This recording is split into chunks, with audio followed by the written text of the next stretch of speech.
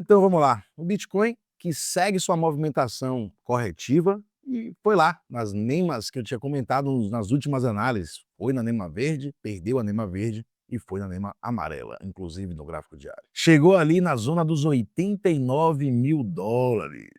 Muita gente nem acreditava que ele pudesse corrigir tanto assim, né? Mas a gente estava aqui acompanhando as nemas e as análises, a gente sabia dessa possibilidade. Mas a pergunta que não se cala, que estão me fazendo desde ontem à noite, né, e hoje de manhã também, e aí? Acabou essa correção ou ainda vem mais queda por aí? A gente sabe que o preço não vai na direção única direto, né? Ele tende a esticar, depois corrigir um pouco, voltar um pouco, retrair um pouco para continuar as movimentações. Isso acontece tanto na alta quanto na baixa, né?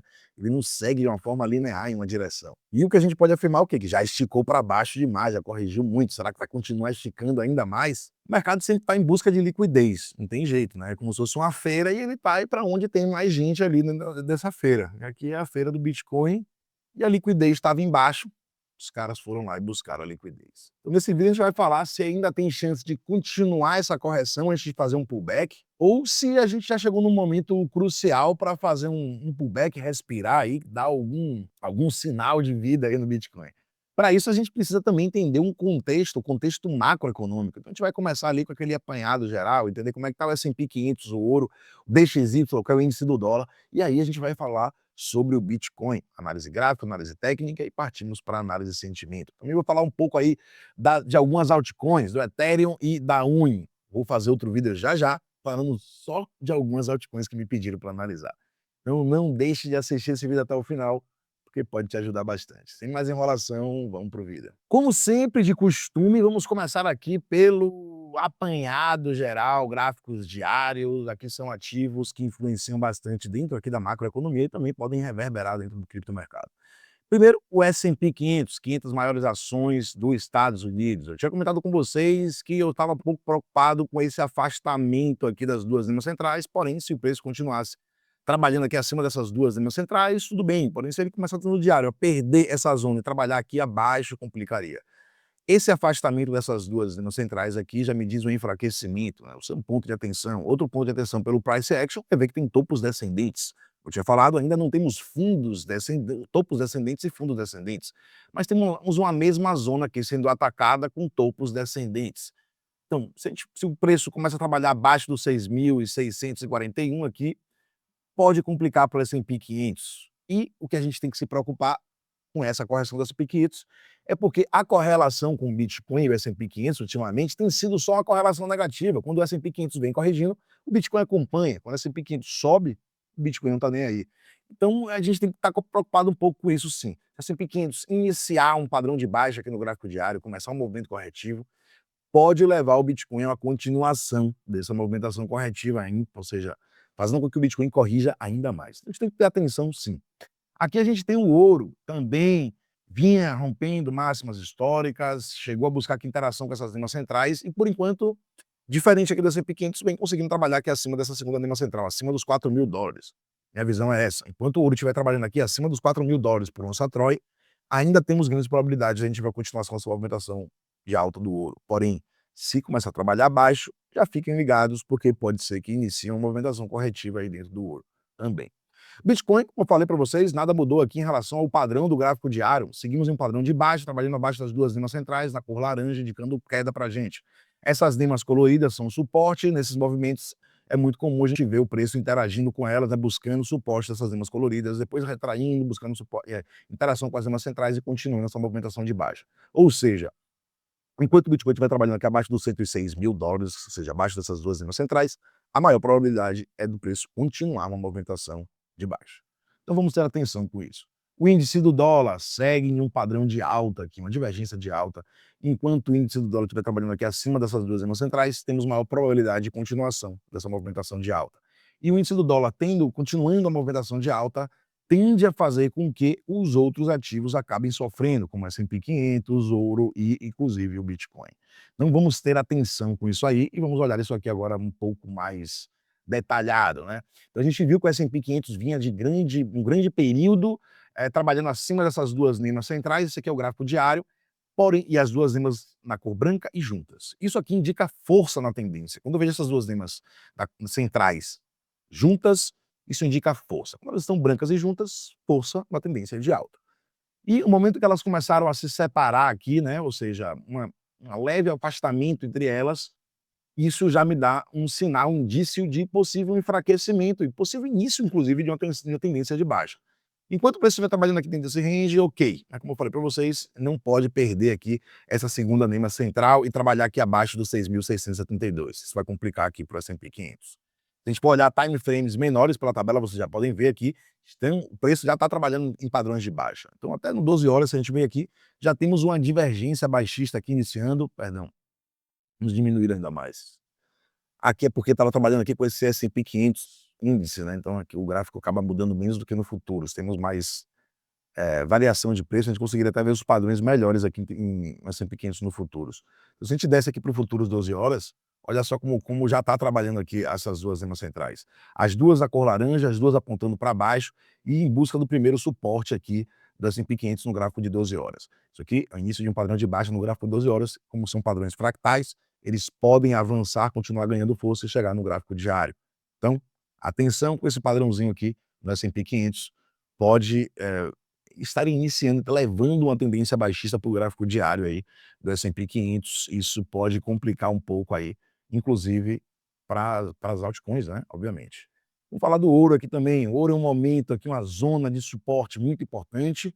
As duas lemas da cor branca, assim, estão um pouco afastadas, não demonstra tanta força na tendência, obviamente, mas o preço trabalhando aqui acima segue em uma clara tendência de alta, ou seja, é a mesma coisa. Enquanto o preço estiver trabalhando aqui acima dos $4.000, provável que o ouro continue essa movimentação de alta. Porém, se perder os $4.000, se perder depois desse segundo suporte, os 4.936, aí vocês já podem ficar atento e olhar o ouro com outro olhar, um pouco mais pessimista, porque a gente pode ver uma correção, o que não seria nada anormal. O preço estica muito, sobe, faz fortes movimentações de alta, é muito normal ele depois fazer movimentações corretivas, inclusive às vezes para continuar a movimentação. Não vai ser um sinal de que acabou essa tendência, acabou essa movimentação a médio e longo prazo.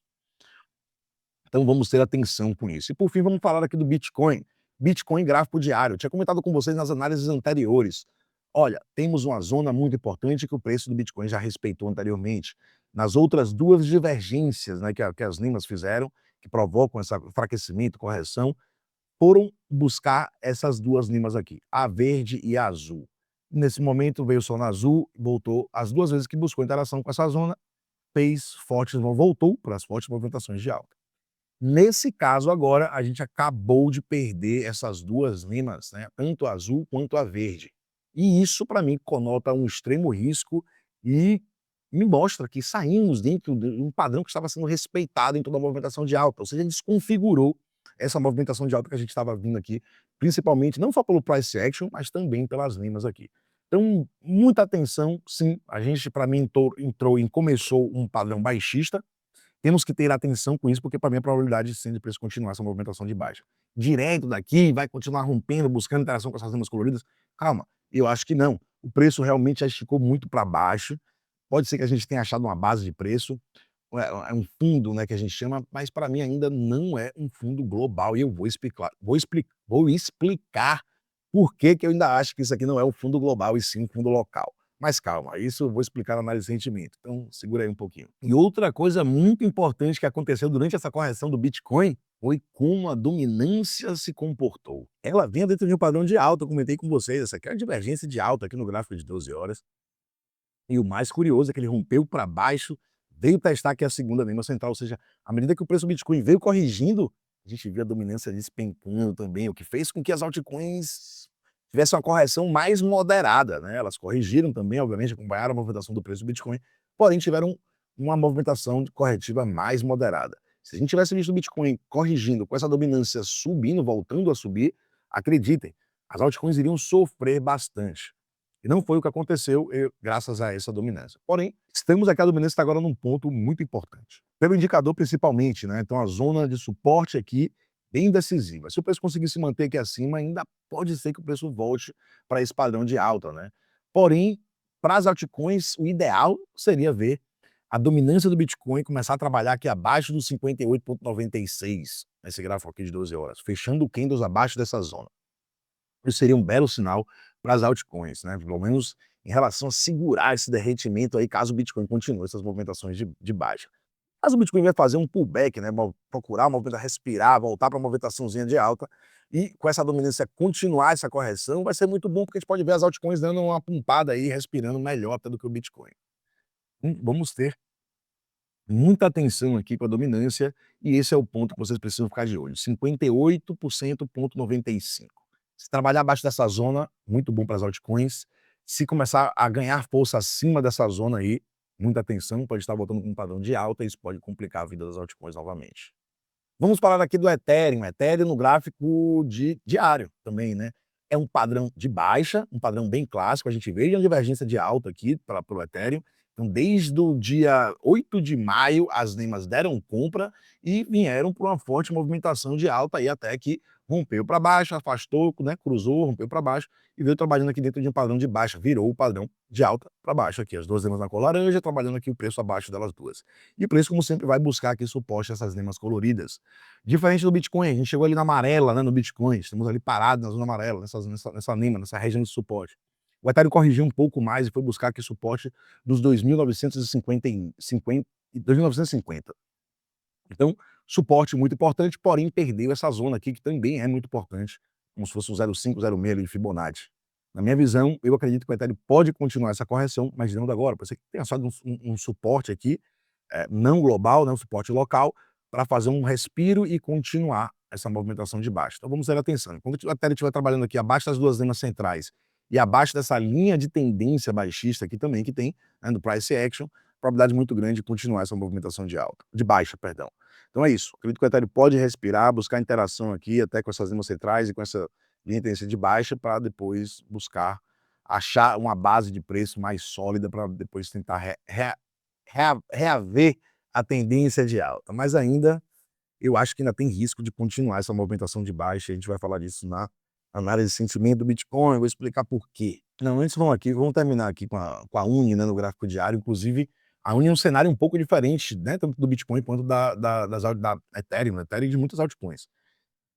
Vinha corrigindo em direção aí ao fundo do crash, porém teve uma movimentação muito forte aqui de alta, uma valorização, rompeu essas duas linhas centrais no gráfico diário, que é muito bom, vindo em padrão de baixa, e a Uni tem um cenário um pouco diferente, porque a Uni, quando estiver trabalhando aqui acima dos $7, ou seja, acima dessas duas linhas centrais aqui no gráfico diário, temos chance de ver a Uni voltando para movimentações de alta como essa aqui, né, forte.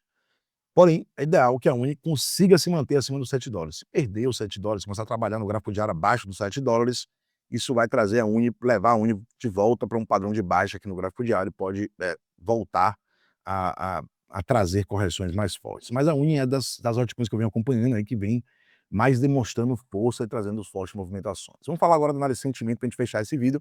Eu vou fazer outro vídeo com análise de outras altcoins. Vamos lá, aqui na análise de sentimento, aqui que tá os pontos que estão me deixando um pouco preocupado ainda. Primeiro, a gente vê o Open Interest aqui, né? À medida que o preço veio corrigindo, a gente viu que o Open Interest veio subindo, ou seja, demonstração de interesse por essa movimentação de baixa. E agora a gente viu a partir daqui o preço fazendo a recuperação de um pullback, chegou ali no fundo dos 89 e o preço veio fazer uma respiração, né? Tentando ali dar um ar da graça, mas com o Open Interest caindo. Ou seja, à medida que o preço foi subindo, o Open Interest veio caindo, mostrando desinteresse por essa movimentação de alta. Um ponto positivo que a gente tem aqui, sim, é o Rachel. O Rachel vinha muito alto, muitas posições de long, né, e ele veio caindo, ou seja, essa queda do Rachel significa que temos entrada de posições de vendas, né? Saiu do 3,60 para o 2,87. Ainda estamos em maioria de posição de long, o que ainda deixa em risco de por isso poder continuar essa movimentação de baixa para justamente captar mais liquidez dessas posições de long aqui.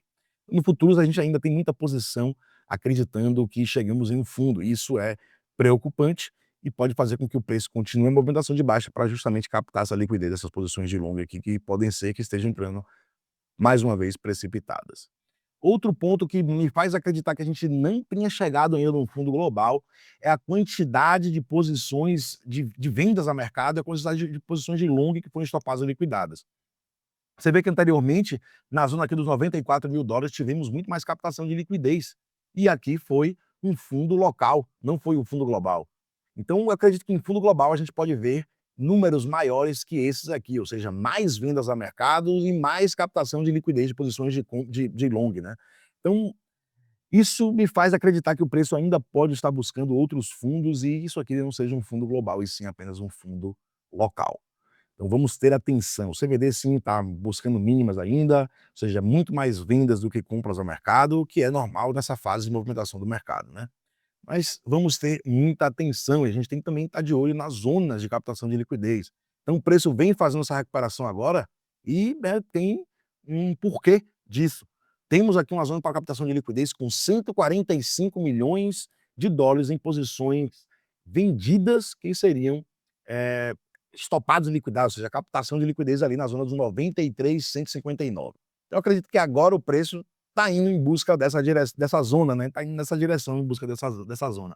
Em busca dos 93,159 para justamente captar essa liquidez. Você vê que o desequilíbrio aqui tem muito mais liquidez acima, nas zonas acima do preço, não abaixo. Já captou bastante liquidez abaixo, limpou o mercado e é normal, depois de uma limpa dessa, o preço continuar, voltar a respirar um pouco, de captar a liquidez na outra direção. Porém, como eu falei para vocês, o que deixa ainda pouco preocupado é o TRDR ali, com aqueles indicadores indicando que ainda temos muitos players em posição de long, e isso pode fazer com que o preço, depois de captar essa liquidez aqui, né, a gente vai ver que pode ser que volte a surgir mais liquidez aqui abaixo e a gente possa ver o preço voltando a corrigir para captar de novo a liquidez das posições de long. Então, vamos ter atenção ainda, os dados da análise de sentimento me indicam que esse pode ser que não seja um fundo global. Claro que eu não estou afirmando com 100% de certeza, não existe isso aqui no mercado, né? Na minha análise vocês não vão ver isso, né? Então, quem fala isso, esse tipo de análise aí, é porque quer agradar o ego de vocês. Não caio nessa. Não existe certeza, meus amigos. Quem tem certeza é Deus, né? Das coisas. A gente não tem. Tudo na vida que a gente vai fazer, é o máximo que a gente pode fazer, é tentar estar e caminhar ao lado das probabilidades. E é o que a gente está fazendo aqui agora, é olhando para as probabilidades. Então, tudo que eu falei para vocês aqui, o que eu acredito que vai acontecer, é decorrente da maior probabilidade de acontecer. E não significa que é 100% de certeza que isso vai acontecer. Então, é assim que funciona a análise, não caiam em conversas de certezas absolutas em direção do mercado, que isso não existe. Não existe. Pois, atenção, vamos lá, acho que o próximo alvo que o preço vai buscar é agora os 93 e pouquinho aí, captar essa liquidez e chegar lá, a gente pode analisar mais uma vez o mercado, porque pode ser que volte a cair.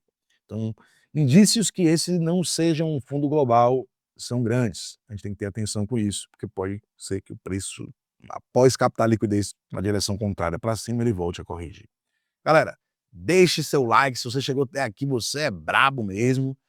Me ajude a fazer crescer esse canal, deixe seu comentário também aqui, qual o tipo de análise, qual altcoin que você quer que eu analise também, que eu introduza aqui nos meus vídeos. Tamo junto, vamos para cima com força, meus links vão estar aqui embaixo também. Vamos que vamos, pra cima família, é nóis!